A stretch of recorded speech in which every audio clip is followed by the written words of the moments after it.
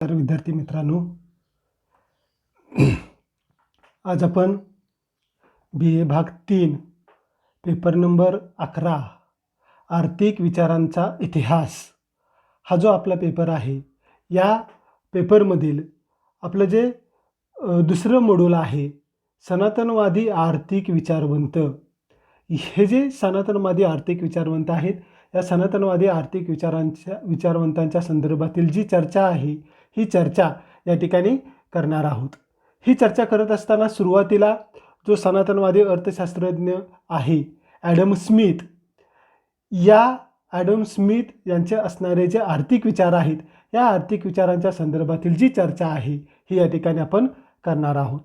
प्रामुख्यानं सुरुवातीला Adam Smith यांचा जो जीवन परिचय आहे, हा जीवन परिचय या ठिकाणी आपण थोडक्यामध्ये पाहणार आहोत.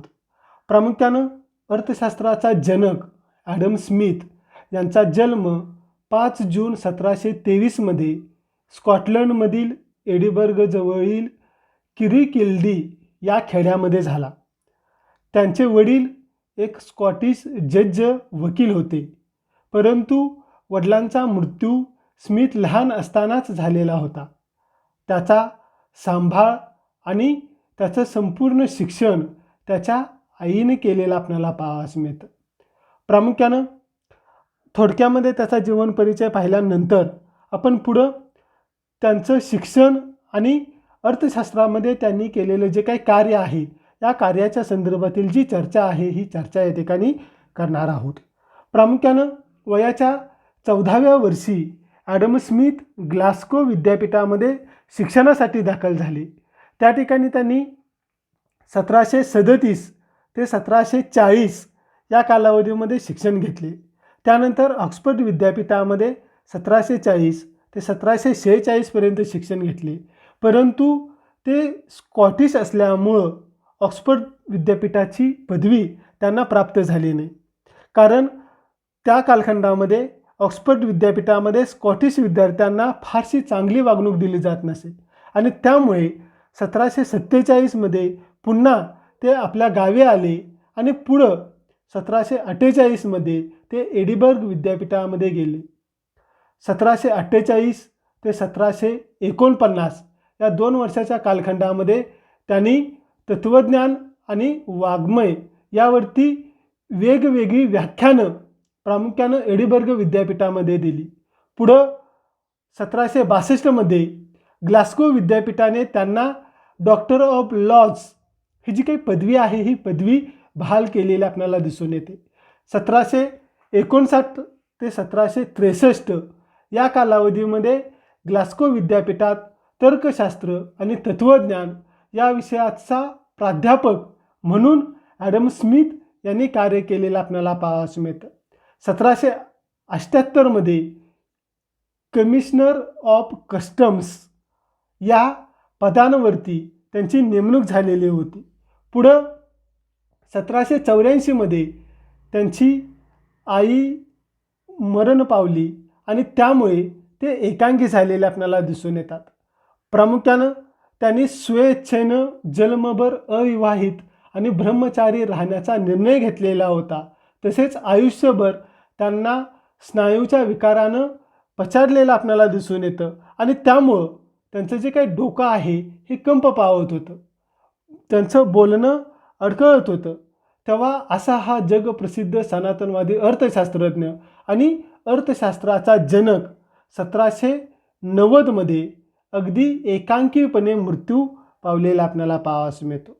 पुढं जाऊन त्यांचं जे शैक्षणिक कार्य आहे, या शैक्षणिक कार्याच्या संदर्भातील जी चर्चा आहे, ही चर्चा या ठिकाणी आपण करणार आहोत.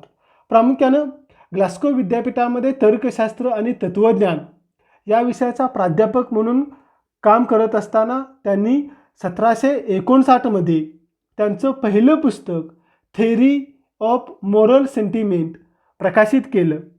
या पुस्तकाने त्यांना भरपूर अशी प्रसिद्धी मिळाली आणि त्याचाच परिणाम म्हणून इंग्लंडमधील अनेक विचारवंत प्रभावित झाले. विशेष म्हणजे स्मिथच्या या पुस्तकाने इंग्लंडमधील एक मुत्सद्दी राजकारणी चार्ल्स राउंडशेड हे एवढे प्रभावित झाले की त्यांनी स्मिथला ड्यूकचा ट्युटर म्हणून नेमलं. 1764 ते 1766 या कालखंडामध्ये ड्यूकबरोबर युरोप खंडाचा प्रवास करत असताना स्मिथला प्रामुख्यानं फ्रान्समध्ये व्हेल्टियर, क्वेस्ने, तुर्गो, नेकर हे जे काही निसर्गवादी विचारवंत होते, हे निसर्गवादी विचारवंतांची भेट त्याला झाली. ड्यूकबरोबर प्रवास करत असताना त्याला भरपूर असा मोकळा वेळ मिळत असे. म्हणून 1764 त्याने एक पुस्तक लिहायला घेतलं आणि हे पुस्तक म्हणजेच अर्थशास्त्रातील प्रसिद्ध असे पुस्तक राष्ट्राची संपत्ती, वेल्थ ऑफ नेशन हे होय. हे पुस्तक त्यांनी 1776 प्रकाशित केले. या पुस्तकाचे पूर्ण नाव राष्ट्राच्या संपत्तीच्या स्वरूपाची आणि कारणाची चौकशी, an inquiry into the nature and causes of the wealth of nations असं असलेलं आपल्याला पाहावयास मिळतं.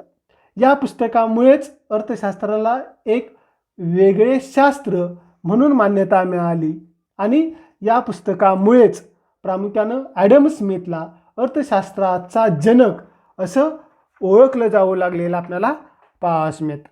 त्यानंतर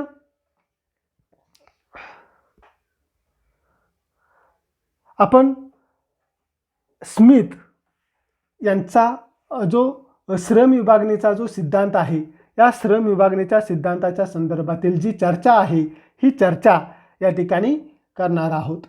ॲडम स्मिथने श्रमाला अधिक महत्त्व दिलेलं आपल्याला पाहावयास मिळतं. स्मिथ यांनी स्पष्ट केलेलं होतं की प्रत्येक राष्ट्राचं वार्षिक श्रम म्हणजे एक प्रकारचा निधी असलेला आपल्याला पाहावयास मिळतो आणि त्यामधूनच लोकांच्या ज्या जीवनावश्यक गरजा आहेत किंवा त्यांच्या असणाऱ्या ज्या काही सोयी आहेत, या सोयी भागवल्या जात असलेल्या आपल्याला दिसून येतात. संपत्तीचं उगमस्थान नेमकं कशामध्ये आहे, या प्रश्नाचं उत्तर व्यापारवाद्यांनी परराष्ट्रीय व्यापारामध्ये, निसर्गवाद्यांनी शेतीमध्ये दिलेलं आपल्याला पाहावयास मिळतं. तर स्मिथ यांनी स्पष्ट केलेलं होतं की उत्पादक श्रम हेच संपत्तीचं उगमस्थान असलेलं आपल्याला पाहावयास मिळतं आणि त्यामुळेच त्यांनी श्रम विभागणीचे जे काही 2 प्रकार आहेत ते या ठिकाणी केलेलं आपल्याला पाहावयास मिळतात. प्रामुख्यानं उत्पादक श्रम आणि अनुत्पादक श्रम. प्रामुख्यानं ज्या श्रमामधून जड किंवा मूर्त वस्तूंची निर्मिती होते त्याला त्यांनी उत्पादक श्रम असं म्हटलेलं आहे. उदाहरणार्थ टेबल असेल, खुर्ची असेल, यंत्रे असतील, कपाटे असतील, रेडिओ असेल, या ज्या काही वस्तू आहेत या वस्तूंना त्यांनी उत्पादक श्रम म्हटलेलं आहे. तर ज्या श्रमामधून भौतिक वस्तूचं उत्पादन होत नाही ते श्रम अनुत्पादक स्वरूपाचं असल्याचं स्मिथ यांनी म्हटलेलं आहे. त्याच्यामध्ये प्रामुख्याने डॉक्टर असेल, वकील असेल, वादक असेल, गायक असेल, हे जे काही घटक आहेत त्यांच्या श्रमाला त्यांनी अनुत्पादक श्रम असं म्हटलेलं आहे. पण आज हे श्रमसुद्धा उत्पादक मानलं जात असलेलं आपल्याला पाहावयास मिळतं. प्रामुख्यानं स्मिथ यांनी आपल्या राष्ट्राची संपत्ती या पुस्तकामध्ये श्रमाचं हे जे काही वरील प्रमाणाचं जे वर्गीकरण आहे हे वर्गीकरण केलेलं आहे आणि त्याची जी सविस्तर चर्चा आहे ही चर्चा त्यानं आपल्या या ग्रंथामध्ये केलेलं आपल्याला पाहावयास मिळते. श्रम विभागणीचं तत्त्व स्मिथने प्रथमच मांडलं असं नाही. ग्रीक काळापासूनच प्रामुख्यानं श्रम विभागणीचं जे तत्त्व आहे हे तत्त्व चालत आलेलं आपल्याला पाहावयास मिळतं. परंतु स्मिथने श्रम विभागणीची सविस्तर आणि शास्त्रीय चर्चा आपल्या ग्रंथामध्ये केली. श्रम विभागणीचं मूळ आणि नेमकं कशात आहे हे शोधून त्याने श्रम विभागणीचा संबंध मानवाच्या देवघेव करण्याच्या नैसर्गिक प्रवृत्तीशी जोडलेला आपल्याला पाहावयास मिळतो. हे त्याच्या श्रम विभागणीचं महत्त्वाचं वैशिष्ट्य असलेलं आपल्याला पाहावयास मिळतं. प्रामुख्यानं विनिमय किंवा देवघेवीचे जे व्यवहार आहेत हे व्यवहार मानवाच्या स्वहित साधण्याच्या बुद्धीमधून निर्माण होत असतात आणि त्यामधूनच या श्रम विभागणीच्या तत्त्वाचा जो उगम आहे हा उगम झालेला आपल्याला पाहावयास मिळतो. श्रम विभागणीचा मानवास फार मोठा फायदा झालेला आहे, परंतु श्रम विभागणीचे फायदे मिळावेत या उद्देशाने एखाद्या व्यक्तीने श्रम विभागणीचा अवलंब केलेला आहे असं आपणाला म्हणता येणार नाही. तर मानवाच्या नैसर्गिक प्रवृत्तीमधूनच श्रम विभागणीची निर्मिती झालेली आहे. मानवामध्ये विनिमय करण्याची नैसर्गिक प्रवृत्ती असते आणि त्यामधूनच स्वहित साधनं हा मानवाचा हेतू असलेला आपल्याला पाहावयास मिळतो. प्रत्येक व्यक्ती स्वतःला आवश्यक असणाऱ्या वस्तूंचं उत्पादन करू शकत नाही, तर ती ज्या वस्तूचं उत्पादन करते त्याच्या मोबदल्यामध्ये इतरांकडून इतर वस्तू मिळाव्यात अशी तिची अपेक्षा असलेला आपल्याला पाहावयास मिळते. याच्यामध्ये दुसऱ्याला मदत करण्याचा हेतू त्या व्यक्तीचा असत नाही, तर स्वहित साधण्याचा हेतू त्याच्यामध्ये असलेला आपल्याला पाहावयास मिळतो. याच्यामध्ये दुसऱ्याला मदत करण्याचा हेतू नसतो, तर स्वहित साधण्याचा हेतू असलेला आपल्याला पाहावयास मिळतो. म्हणजेच स्वार्थीपणामुळं श्रम विभागणीची निर्मिती झालेली आहे. परंतु अदृश्य शक्तीच्या प्रभावामुळं किंवा नैसर्गिक शक्तीच्या प्रभावामुळं या श्रम विभागणीमधूनच समाजाचा सुद्धा फायदा होत असलेला आपल्याला दिसून येतो. म्हणजेच थोडक्यामध्ये स्वहित, स्वार्थ, नैसर्गिक शक्ती, समाजहित यामधून श्रम विभागणीची जी निर्मिती आहे ही निर्मिती होत असल्याचं स्मिथ यांनी या ठिकाणी स्पष्ट केलेलं आहे. आणि प्रामुख्यानं श्रम विभागणी ही निसर्ग निर्मित आर्थिक संस्था आहे. स्वहित तत्परतेतूनच समाजहित साधलं जात असतं असं स्मिथ यांनी आपल्या श्रम विभागणीमध्ये स्पष्ट केलेलं आपल्याला पाहावयास मिळतं. अशा पद्धतीनं प्रामुख्यानं ॲडम स्मिथ यांनी श्रम विभागणीवरती जो भर आहे हा भर दिला आणि त्यामुळंच औद्योगिक क्रांतीला उत्तेजन मिळालं असं म्हटलं जात असलेलं आपल्याला पाहावयास मिळतं. अशा पद्धतीनं त्यांची जी श्रम विभागणी आहे या श्रम विभागणीच्या संदर्भातील जी चर्चा आहे ही चर्चा या ठिकाणी आपण केलेली आहे.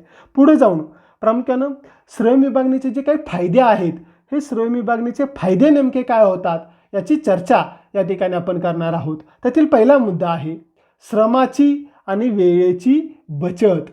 प्रामुख्यानं एका प्रकारच्या कामामधून दुसऱ्या प्रकारच्या कामामध्ये जाण्याच्या दृष्टिकोनातून आवश्यक असणारा जो वेळ आहे हा वेळ या श्रम विभागणीमुळं वाचत असलेला आपल्याला पाहावयास मिळतो. नवीन काम ताबडतोब सुरू करता येत नाही. कामगारांना आपली हत्यारे बदलावी लागतात.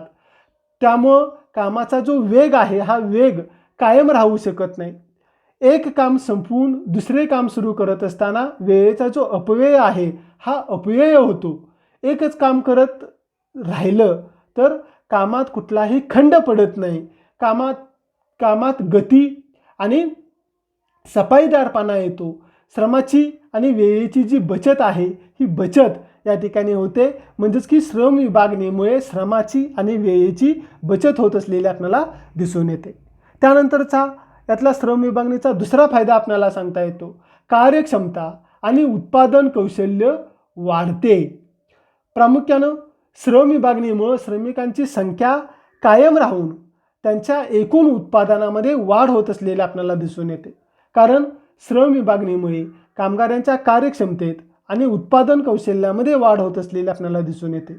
एकच काम सतत करत राहिल्यामुळं त्याचा परिणाम आपल्याला व्यक्तीची जी कार्यक्षमता आहे आणि उत्पादन कौशल्य आहे याच्यामध्ये वाढ झालेली दिसून येते. एकच काम सातत्यानं केल्यामुळं कामाचा वेग वाढतो. प्रामुख्यानं कामाचा दर्जा आणि उत्पादन याच्यामध्ये वाढ होत असलेली आपल्याला पाहावयास मिळते. या सर्व घटकांचा परिणाम म्हणून कामगारांच्या वेतनामध्ये वाढ होते. त्याचा राहणीमानाचा दर्जा सुधारतो. पर्यायानं व्यक्तीची कार्यक्षमता वाढण्यास मदत होत असलेली आपल्याला दिसून येते. हा दुसरा फायदा या ठिकाणी आपल्याला स्पष्ट करता येतो. त्यानंतर तिसरा फायदा आपल्याला सांगता येतो जलद आणि मोठ्या प्रमाणावरती उत्पादन. स्मिथने श्रम विभागणीमुळं सतत एकच काम करत राहिल्यामुळं कामगारांची कार्यक्षमता वाढते. उत्पादन जलद गतीनं होतं. उत्पादनामध्ये मोठ्या प्रमाणामध्ये वाढ होते. आणि या अनुषंगानं ॲडम स्मिथ यांनी एक उदाहरण दिलेलं आहे. समजा एका कारखान्यामध्ये श्रम विभागणीच्या तत्त्वाचा अवलंब करून टाचण्या तयार करण्याचं काम 18 भागामध्ये जर विभागलं तर 10 कामगार दर दिवसाला 48,000 टाचण्या तयार करत असतील. म्हणजेच एक कामगार दररोज 4,800 टाचण्या तयार करू शकतो. परंतु एकाच कामगाराला स्वतंत्रपणे वेगवेगळ्या 18 प्रक्रियामध्ये हे जर काम करावं लागलं तर दररोज फक्त तो 20च टाचण्या तयार करू शकेल. म्हणजेच श्रम विभागणीमुळे प्रत्येक कामगाराची कार्यक्षमता 240 पट एवढी जास्त वाढत असलेली आपल्याला पाहावयास मिळते आणि त्यामुळं उत्पादनामध्ये प्रचंड प्रमाणात वाढ होत असलेली आपल्याला पाहावयास मिळते. हा तिसरा फायदा या ठिकाणी आपल्याला स्पष्ट करता येतो. चौथा फायदा आपल्याला सांगता येतो की कामामध्ये सुधारणा आणि संशोधन वृत्तीस उत्तेजन. श्रम विभागणीमुळं कामगाराला सतत एकच काम करावं लागत असल्यामुळं एकाच कामामध्ये कामगाराचं लक्ष केंद्रित होतं आणि प्रामुख्यानं त्याचा परिणाम म्हणून कामामध्ये सुधारणा घडून येत असलेली आपल्याला पाहावयास मिळते. यंत्रामध्ये सुधारणा घडवून आणण्याच्या दृष्टिकोनातून वेगवेगळ्या विचारांना चालना मिळते आणि यंत्रामध्ये सुधारणा घडवून आणण्याच्या दृष्टीनं जी संशोधन वृत्ती आहे ही संशोधन वृत्ती निर्माण होत असलेली आपल्याला पाहावयास मिळते. हा चौथा फायदा या ठिकाणी आपल्याला स्पष्ट करता येतो. त्यानंतर पाचवा फायदा आपल्याला सांगता येतो सामाजिक कल्याणामध्ये वाढ. श्रम विभागणीचा जो अवलंब आहे हा अवलंब करून कामगार उत्पादन जर करू लागला तर त्याच्या उत्पादनामध्ये वाढ होते. समाजातील खालच्या थरापर्यंत सर्व घटकांच्या अधिकाधिक गरजा पूर्ण केल्या जात असलेल्या आपल्याला पाहावयास मिळतात आणि त्यामुळं समाजाच्या कल्याणामध्ये जी वाढ आहे ही वाढ होत असलेली आपल्याला पाहावयास मिळते. श्रम विभागणीचे हे जे 5 फायदे आहेत हे 5 फायदे या ठिकाणी आपण पाहिलेले आहेत. यानंतर यातला पुढचा आपला जो भाग आहे की श्रम विभागणीचे जे तोटे आहेत हे तोटे नेमके काय होतात याचा सुद्धा विचार ॲडम स्मिथ यांनी केलेला आपल्याला पाहावयास मिळतो. त्यातील पहिला मुद्दा आपल्याला सांगता येतो की कामगारांना काम कंटाळवाणे वाटते. श्रम विभागणीमुळं एखादं लहानसं आणि साधं काम कामगाराला सतत करावं लागत असलेलं आपल्याला पाहावयास मिळतं. परिस्थितीमध्ये स्वतःच्या ज्ञानाचा, बुद्धीचा किंवा अनुभवाचा उपयोग करण्याची संधी कामगाराला प्राप्त होत नाही. एकच काम सतत करावं लागत असल्यामुळं कालांतराने त्या कामाचा त्याला कंटाळा येतो. हा पहिला तोटा या ठिकाणी स्मिथ यांनी स्पष्ट केलेला आहे. दुसरा तोटा आपल्याला सांगता येतो की कामगारांची गतिशीलता घटते. श्रम विभागणीमध्ये कामगाराला सतत एकच काम करावं लागत असल्यामुळं त्याला दुसरं कुठलंही काम येत नाही. तो कारखाना जर बंद झाला तर दुसरीकडे त्याला काम मिळत नाही कारण दुसरं काम त्याला येत नसतं. त्यामुळं त्याची व्यावसायिक गतिशीलता घटते. एकच काम करत राहिल्यामुळं कालांतराने कामामधील कौशल्य, आनंद, हुशारी याच्यामध्ये वाढ न होता घट होत असलेले आपल्याला पाहावयास मिळते. हे जे 2 तोटे आहेत हे 2 तोटे ॲडम स्मिथ यांनी या ठिकाणी श्रम विभागणीचे स्पष्ट केलेले आहेत. त्यानंतर यातला आपला पुढचा भाग आहे की श्रम विभागणीच्या मर्यादा. पहिली मर्यादा स्मिथ यांनी सांगितलेली आहे की बाजारपेठेची मर्यादा. प्रामुख्यानं श्रम विभागणीच्या मर्यादा बाजारपेठेच्या विस्तारावरती अवलंबून असलेल्या आपल्याला पाहावयास मिळतात. वस्तूच्या बाजारपेठेच्या म्हणजेच पर्यायानं मागणीच्या विस्तारावरती श्रम विभागणी अवलंबून असलेले आपल्याला पाहावयास मिळते. बाजार जेवढा विस्तृत असेल तेवढी श्रम विभागणीला संधी अधिक प्राप्त होत असलेल्या आपल्याला पाहावयास मिळते. मागणी जर थोडी असेल तर प्रामुख्यानं श्रम विभागणीला ज्या मर्यादा आहेत या मर्यादा येत असलेल्या आपल्याला पाहावयास मिळतात. ही पहिली मर्यादा स्मिथ यांनी या ठिकाणी स्पष्ट केलेली आहे. त्यानंतर यातली जी दुसरी मर्यादा आहे भांडवलाचा साठा. प्रामुख्यानं भांडवलाचा साठा हे श्रम विभागणीच्या तत्वातील दुसरी महत्त्वाची मर्यादा स्मिथ यांनी स्पष्ट केलेली आहे. कारण याच्यामध्ये कामाची विभागणी केली जाते, त्यासाठी यंत्रांची आणि हत्यारांची मोठ्या प्रमाणामध्ये गरज असते आणि त्यासाठी भांडवलाची गरज असते. त्यामुळे देशात भांडवलाचा जर अभाव असेल तर श्रम विभागणीचा पुरस्कार करता येणार नाही, ही दुसरी मर्यादा स्मिथ यांनी या ठिकाणी स्पष्ट केलेली. आणि तिसरी मर्यादा त्यांनी सांगितलेली आहे की विनिमय शक्यता. प्रामुख्यानं विनिमय प्रवृत्तीमधून श्रम विभागणीचा जो उगम आहे हा उगम झालेला असल्यामुळं विनिमयाच्या शक्यतेनुसार श्रम विभागणीची मर्यादा ठरवली जाते, असं स्मिथ यांनी या ठिकाणी स्पष्ट केलेलं आहे. अशा पद्धतीनं या ज्या 3 मर्यादा आहेत, या 3 मर्यादा या ठिकाणी श्रम विभागणीच्या स्मिथ यांनी स्पष्ट केलेल्या आपल्याला पाहावयास मिळतात. श्रम विभागणीच्या या ज्या मर्यादा आहेत, या मर्यादा दूर करण्यासाठी आणि श्रम विभागणीचे फायदे मिळवण्यासाठी ॲडम स्मिथने देशात आपल्या वसाहती वाढवाव्यात असं प्रतिपादन केलेलं आहे. आणि वसाहती वाढल्यामुळं बाजारपेठांचा विस्तार होईल, मागणी वाढेल आणि विनिमय शक्यता वाढेल, असं मत प्रामुख्यानं स्मिथ यांनी स्पष्ट केलेलं आपणाला पाहावयास मिळतं. अशा पद्धतीनं प्रामुख्यानं आज आपण ॲडम स्मिथचं असणारा हा जो काय सिद्धांत आहे श्रम विभागणी, या श्रम विभागणीच्या संदर्भातील जी चर्चा आहे ही चर्चा या ठिकाणी केलेली आहे. त्यामध्ये श्रम विभागणीचे फायदे असतील, श्रम विभागणीचे तोटे असतील, श्रम विभागणीच्या मर्यादा असतील. धन्यवाद.